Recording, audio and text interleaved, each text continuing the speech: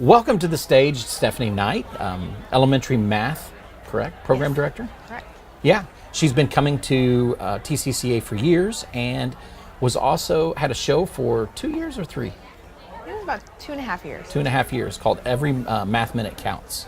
And we're talking about relaunching that. I'm trying to sell her on the idea right now. So welcome to TCCA. What do you think? Thank you. Happy to be here. Awesome. So the theme this year is evolve. So first thing I'd like to cover with you is kind of, where did you start? How did things go? How did you end up where you're at? Because that's how you evolved as an educator. Sure. Okay, so I started off as a teacher, and I remember using PowerPoints to kind of pace my lessons. That was kind of the first technology. And then I was really inspired by my students. They were bringing in their iPad, even though they shouldn't have it in class. And they were just showing me different websites they were using. So from there, I kind of looked into more websites we could use for math, as well as social studies and science, and then just kind of evolved from there. And also we had a new iTech coming. I became a skills specialist.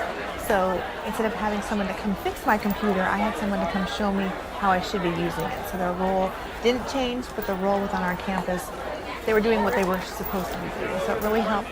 And I was able to learn about Twitter, which helped me evolve, as well as BrainPop. I became certified, and that just opened up a lot of doorways to different communities within Facebook as well as Twitter, and then of course just Google and Google communities, and just moving on from there. So now as a program director, I try to think of the teacher I was and how my students were so inspired, and how I can make sure that they have the tools and the resources they need, and also just the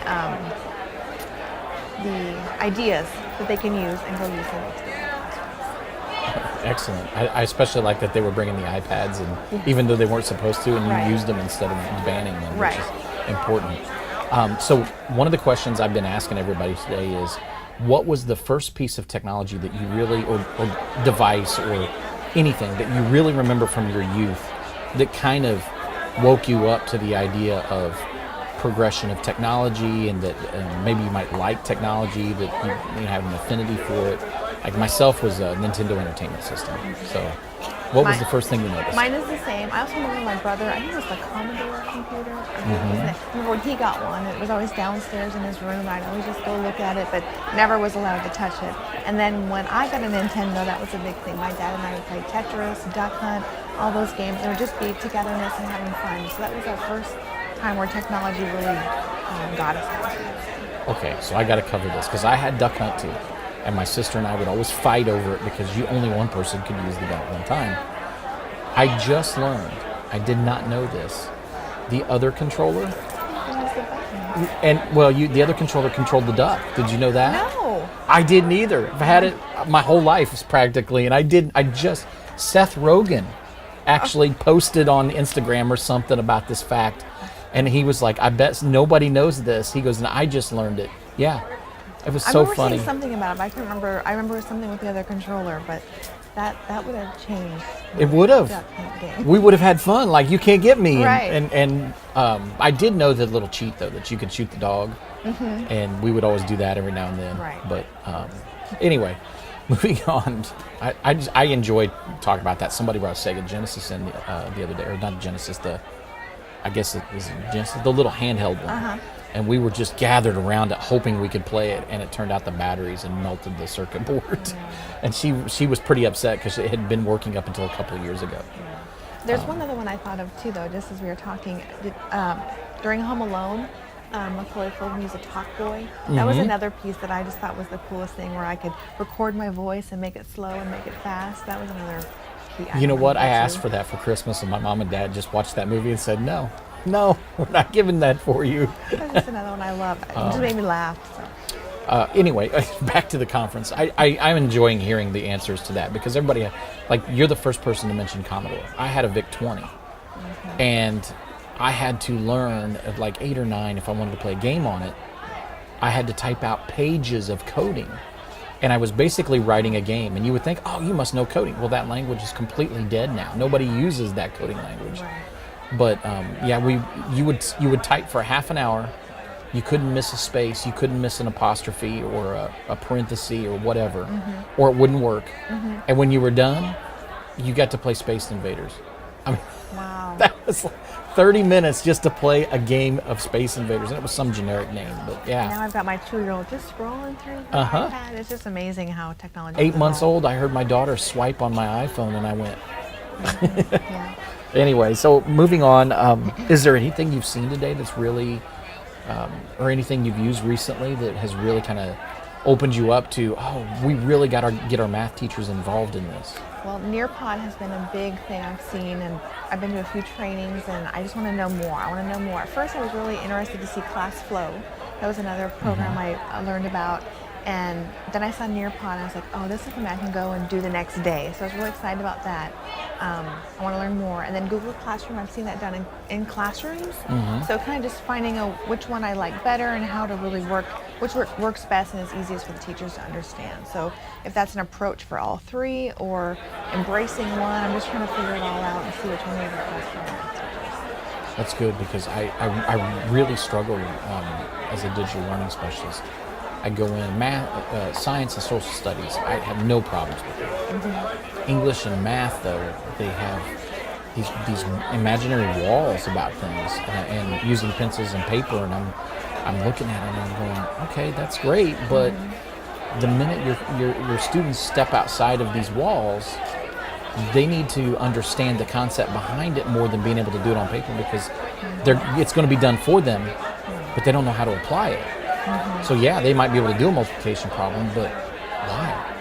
Right. and then, I can do it on my iPhone right here, but they don't understand the amount that they're talking about. Like, I'm noticing that with my 10-year-old. I can tell her, well, what's 2 times 2? And she'll say 4, but she's really struggling with that. So it's like I need to attach the manipulatives to the device and not skip the step of the pencil. But it's really frustrating, because we're in uncharted territory with ways that kids are developing now. And I know TCCA's work to try and figure that out. Another way, too, is even just to have the students talking. So they're talking about it, but they can record themselves on Flipgrid. So they can explain a word problem, explain an operation. So that's another way to kind of get them talking about it and using technology in a different way, too. Excellent. Okay, well, I appreciate you coming to join us today. I hope you see some great stuff. Is there anything on the vendor floor you saw that you might really be excited about? I'm really excited about EdCamp and Aldi. Make sure you stop by that booth. I knew there was a reason she was up here. So you have a booth? Yes, well, with my partners, we're all working together to promote EdCamp that is coming, I believe it's December 10th is the correct date. And that will be coming up in Aldi, and our first one, and then we hope to have another one in January. So that's another great opportunity to learn more about your craft. So have you been to an EdCamp not in Aldi before? No. I wanted to go to Navasota, okay. But I went to the first one I believe that we had in Aldi, and I loved it. I just haven't had a chance to do another one, but that's on my bucket list. We found several presenters for TCCA back in the day. Like, when I say back in the day, it's 5 years ago. But back in the day, we found a lot of presenters at EdCamp, because for the folks listening, EdCamp is all the teachers show up. They take Post-it notes, and they just put them up on a wall with topics they want to talk about or learn more about. And then the organizers just go through, read all the topics, and take about 15 minutes, read all the topics. Everybody else is like enjoying their breakfast hors d'oeuvres or whatever. Right. And they rearrange them by room with like topics. And I always found it very interesting what you would run into, because there always is a dominant personality that'll take over the room. And sometimes you'll see people get up and walk out because there's nothing holding you to that spot. Right. You can get up and leave. It's personalized PD. So. And it's funny to watch that and then come to like a training that's formal with the district, and they sit there and they're bored out of their skulls, and you're like, come on. Now, have you been to a math PD lately? I haven't, but you need to come join, because they're not boring. They're not boring. No. Do you still make arts and crafts? No. No, you don't. See, Stephanie, she did. It wasn't arts and crafts. It was arts and crafts. Developing manipulatives. Now we use it virtually. It was incredible. It was fun. We sat there one day, her and I next to each other, and we did arts and crafts, and I was like, what in the world? And by the time she was done, I was like, I get it now. You do Rec and Rec, remember? Yeah, Rec and Rec. I still have little foam pads or whatever from that training. I use them in some of my trainings, not to make Rec and Recs, but for other products. But I do have my original Reckon Rack. I found it when I was cleaning my office out when I got my current position. So, Good tool. well, thank you for coming. I'm glad that you joined us here on the stage. Yeah, thank you so much. I appreciate it. Happy to be here.